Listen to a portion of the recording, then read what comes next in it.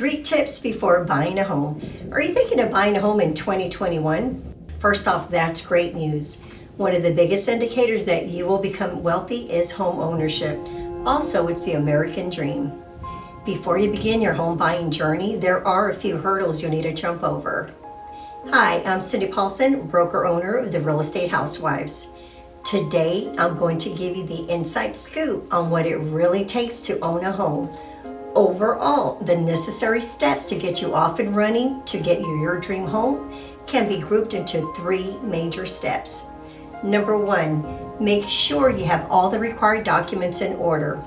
You'll need W-2s from the past year, pay stubs from the last 1 to 2 months, bank statements from the last 3 months, a history of residence from the last 2 years, a copy of your driver's license, and statements of all debts you currently have. Number 2, go ahead and get pre-approved. Once you have these documents together, you're in the perfect position to find a lender and get pre-approved. This is a crucial step in the process of buying a home.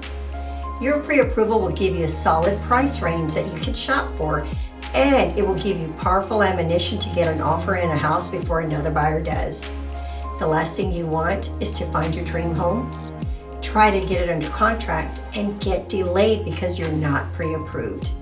And then have another buyer who is pre-approved swipe it out from right under you. Number 3, find a high-octane realtor. Find someone who is moving some serious volume. Someone with local knowledge, and most importantly, someone who you feel has your best interests at heart. Your realtor will be your advocate, confidant, and advisor through the whole buying process. As always, feel free to reach out to me with any community or real estate related questions. I'm Cindy Paulson, raising the bar in residential real estate. Until next time, smile and be well.